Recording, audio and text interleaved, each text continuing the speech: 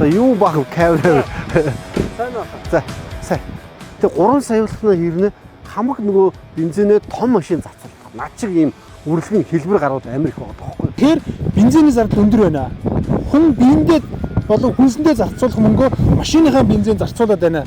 Яг энэний уруу хамаарал нь энэ байхгүй юу? Сайн байцгаана үзэгчтэй. Сэтгэлийн дуудлага нэвтрүүлэг хэлж байна. Сэтгэлийн дуудлага гэдэг нэр нэг талаас нэг тийм романтик юм шиг, нөгөө талаас нэг тийм уянгаа халилтай юм шиг. Гэхдээ энэ үед, нийгмийн энэ үед бид сэтгэлийн дуудлагаар асуудалд хандвал иргэд бидэнд бас шийдэж чадах олон зүйлүүд байгаа хаа гэж би боддог. Энэ удаад бид нар өөрсдөө хэрхэн экобатар байж чадах вэ гэдэг хандлагыг түгээхээр энэхүү нэвтрүүлгээр нэгэн сэдвийг хөндөж байна.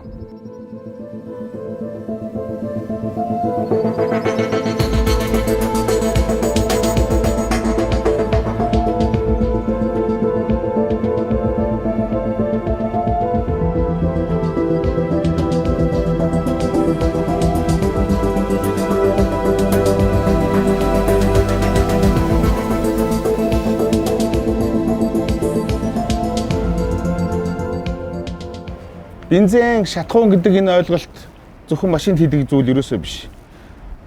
Энэ бол барилга, хөдөө аж ахуйн салбарт бүхий салбарт хэрэглэгддэг. Тэгэхээр бензиний үн нэмэгдэхийн таавланд өргөн хэрэглээний бараа нэмэгдэж бүхий л ачааг та бид иргэд өөрнө. Гол нь одоо ингээд итгэвчтэй хүмүүсийн чинь цалин хөлс хаанаач хүрэхгүй авах гэж байгаа юмдаа ч хүрэхгүй баг идэж уух юмныхаа зардлыг сарынх нь хэрэглээндээ тэтгэврийнхаа мөнгөийг зарцуулж чадахгүй байгаа шүү дээ. Тийм учраас бензиний үн нэмэгдэх тусмал хүмүүсийн амьдрал улам л дороодж байгаа шүү дээ. Тэгвэл өргөн бүх бараа үн мөн нэмэгдэл юмны бүх юунууд өсөлтөнд нөлөөлж байгаа л та. Амьд хүн их машинтай тэгэл тэргээр л одоо ажил үйл бүтээж штэ. Машин чанга дээр гангараа байсан бол одоо хэрэгцээ. Тэгтээ хэрэгцээний юм өдөр шөнөгүй машинаар явж байгаа өдөр шөнөгүй нөгөө бензин чиврэгч байгаа шүү. Тэр нөгөө мөнгө нь одоо 200 нэмэгдэнэ чинь. Тэгэл тэрийг дагаал тэгэл ачаа тээвэр бараа таваар бүгдлээ шүү дээ. Тэр чи мэдээж таа л та. 92 нь яг хэрглэж байгаа яг голцоо хэргэлдэг хүмүүсийнх нь ундаг машиных нь юу нь болохоор 200 төгрөг нэмэгдсэн байгаа. Тэгэхээр чи мэдээж зөндөө өөрчлөлт гарч байгаа байна.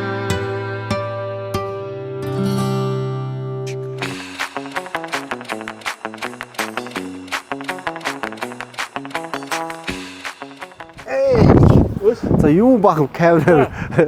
Сайн байна. За сайн. Өш. Сайн уу? Тас нэг цахилгаан машин гэсэн чи юу яаж байгаа юм шүү? Цахилгаан машин оруулж ирж ирсэн юм шүү. Би юуж тэгэл цахилгааны машин 8 гэвтэ. Энэ зүгээр нэг өөрөө тестэлж байгаа байхгүй юу? Яг хөрөө нөгөө би бас нэг ингээд сайн нөгөө экобатаргийн арга хэмжээ хийхгүй юу? Тэгээ ер нь эко амьдрах хэрэгтэй маяг өөр дээр анализ хийсэн. Тэгсэн чинь нөгөө би ч нөгөө 5-7 онц чинь мэдж байгаа шүү дээ. Тэр чинь би чинь баг 7 жилийн өмнө авсан. Юу таван богдын нөгөө зээлээр. За тэгээд би ч баг банкнд сардаа 4 сая 500 төлж байгаа юм. За тэгээд нөгөө 5-70 чинь нөгөө том учраас баг 30 40 тий хот дотор баг 7 хоногт 300 зарцуулчих чам. За тэгээд яг үхрээ энийг 4-7 хоног гэж үзэхэд сая 200, холхойтой бол сая 500. Ингээд яг үхрээ 6 сая төгрөг. За тэгээд нэг өөрөө машин барьдаг хэрнээ жолоочтой. Тэрэндээ 2 сая төгрөг дундчаар тий. Ингээ баг миний хэрэглээ 8 сая болчихгүй юу? Тэгээ яах нөгөө борлуулалт унаал хямраад ирэх хүн бодно үстэй. Өөрөөсөө хэмнэлтийг эхлэхгүй гэж одоо юу гэдэг компани дээр хүмүүсийг хэмнэ гэдэг хэцүү шүү дээ. Тэгээд тестлээд ер нь энэ машин яадын гэдэг урагшаа яваад судлаад өөрөө яг хүний унжсэн машин авсан л та. Тэгвэл эн чинь 24 оных 6000 явцсан байхгүй. Тэгээд ингээд өөрөө зохицуулаад яг нөгөө өөрөө битээр бас үзэх хэрэгтэй юм байна гэд. Ингээд судлаад энийг авчирсан 65 сая төгрөг. 65. Тэгээ 65 сая төгрөгийг би нэг удаа төлөөд энэ машинд олчихж байгаа байхгүй юу? Гэхдээ цахилгаан машин чинь доор хаяж нэг 140 мөч гээд эхэлж штэ. Өө яг янз бүр байгаа. Одоо тэр байтугай BYD-ийг чи баг юу өстэй баг 20 сая явж штэ амар биш. Тийм тийм нөгөө Акко шиг биш 20 сая гэж. Тэгээ нэг удаа 20 сая төгрөг гаргаад тэгэл цахилгааны юугаа зөв зохицуулах юм бол дахиж зар. Энэ машин цааш нь 24 оны машин 65 сая юм. Тийм. Би машин зарах гэдэг юм шүү. Чи бити юм арилжааны юм яриа. Гайл mahal нь ороод Гайл майл бүх юм ороод Монголд энэ Улаанбаатард ирж байгаа зардал. Тэгээ байгаль орчны бодолд бол бас цахилгаан машин хэрэгтэй л тий. Цахилгаан машин болвол нь эдийн засгууд айгүй зүгээр санагдаад байна шүү дээ. Тэгвэл тэгээд цахилгааныхаа тариф марифыг багасгаад айгүй доктортой бариад явчих юм бол дид станцын дээр хөгжүүлж л тий. Цахилгаан машинаар бол боломжтой л гэсэн үг. 100 км 2000 төгрөгийн тогоор явдаг л. Тий. 4 5 бараг 5 6 төгрөгийн явдаг юм шиг. Цэнэглдэг тийм газрууд нь ховор юм бэл шүү. Тий яг тэрийг нэлээ олон болгоод өгвөл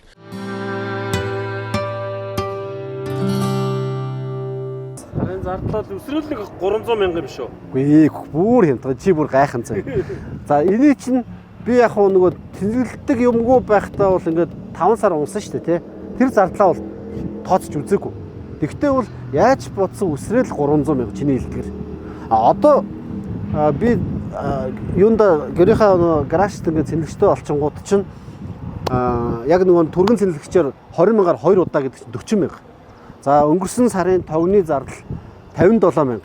Ингээ би 97 мянган төгрөгөөр яг үхрээ машиныхаа хэрэгцээг бүр агчиж байгаа.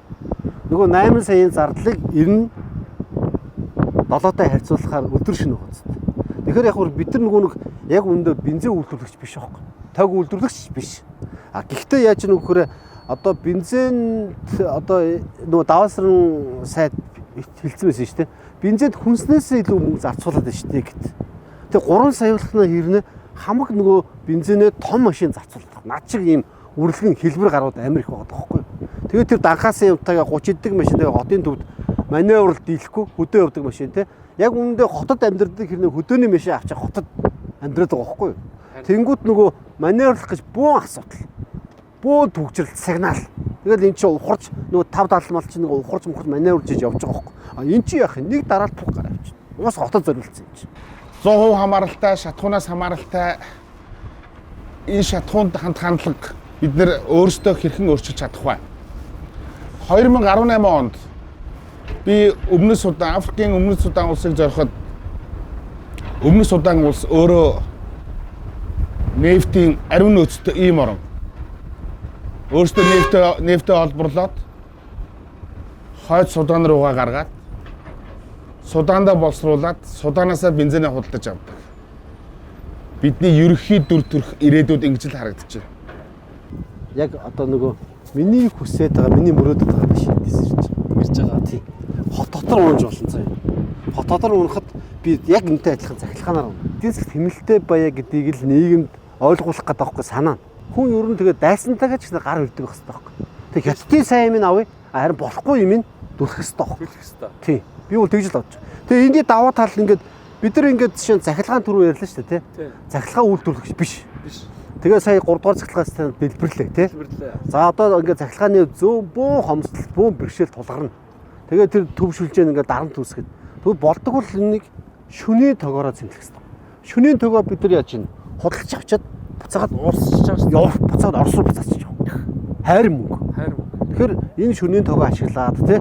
Ингээд бензиний нөгөө нэг нийт гадагшаа гарч байгаа валютын урсгалыг багасгах юм бол одоо эргэн үнийн хувьд шөнийн тариф чинь тэгэж хямдхан байна. Хямдхан шүү дээ. Өдрийнхоос. Тий. Тэгэхээр эргэн үнийн хувьд одоо их орондоо тий Монгол орондоо оруулж байгаа хөрөнгө оруулалт байхгүй.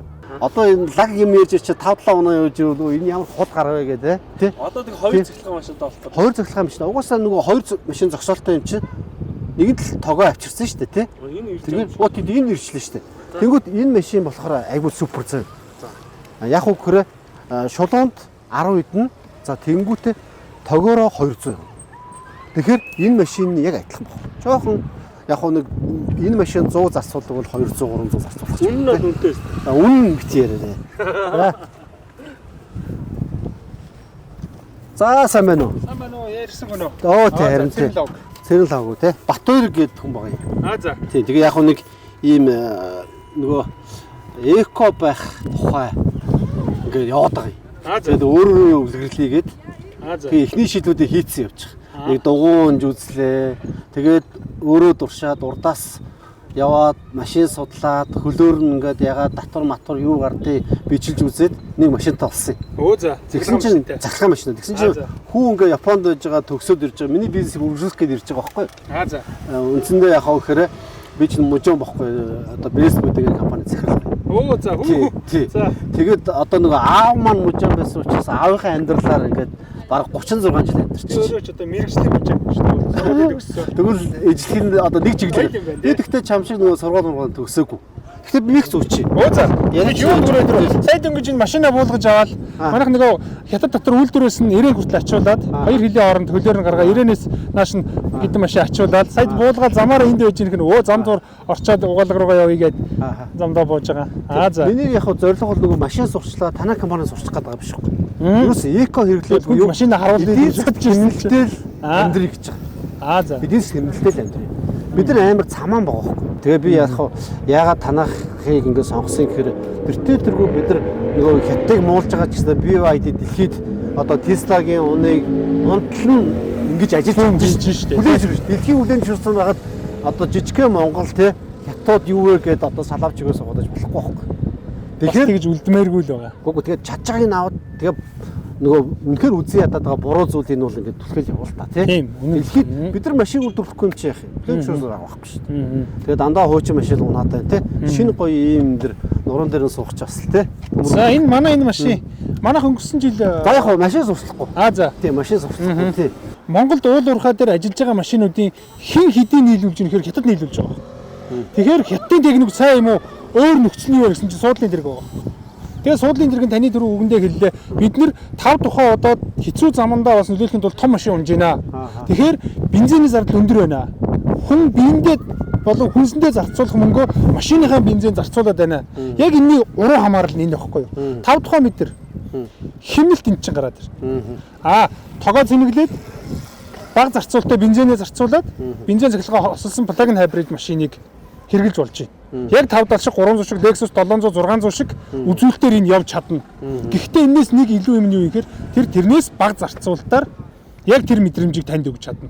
Тэгээ бид нэр энэ лөө сонголтоо хийсэн. Мэдээж энэ бол одоо хүнд 5 дахь хэмнэлт байгаа гол юм. Мэдээж яхахгүй үйлдвэр болгоны онцлогоодоо дагуулад нөгөө аюулгүй байдлын гэдэг систем бол бүх төрлийн техник бол байгаа. Тэрийг яриадах нь бол илүүц байх. Харин тийм. Тэгэхээр ер нь бол яг машин сурчлахгүй гэдэг болохоор ер нь би энийг өөрөө судалсан. Ерөөсөө ховор нөөц буюу энэ захилгаан машины гол нөгөө батарейг бий болгож байгаа нөөцийн 97% нь хятад байгаа байхгүй. Тийм учраас дэлхийд өрсөлдөх амар том давуу тал. Тэгэхээр яг Tesla-гийн хувьцаа яг онж байгаа гэхээр нөөц нь өөрөө хязгаарлагдаж байгаа. Тэгэхээр яг бид нар энэ давуу талыг ашиглаад ялангуяа одоо нөгөө захилгаан одоо түлш хосолсон энэ юуг л ингээд судлаад сонирхоод тэгээ танай компанийг сонгоод ингээ өөртөө чи уулзж байгаа. За ингээд одоо эко баатар буюу хэмнэх одоо хэрэгцээ бидэнд байгаа гэдгийг ойлгуулахын тулд хоёр машин дээр жишээ авлаа. Энд ямар нэгэн одоо арилжааны юм байхгүй шүү.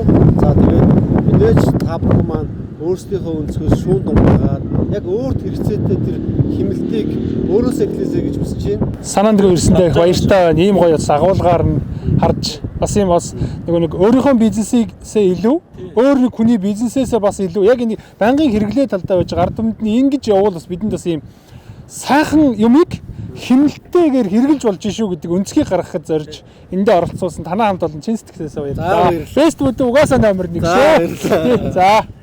Тэгээ танаагаар очиж үйлчлүүлнэ. Болно.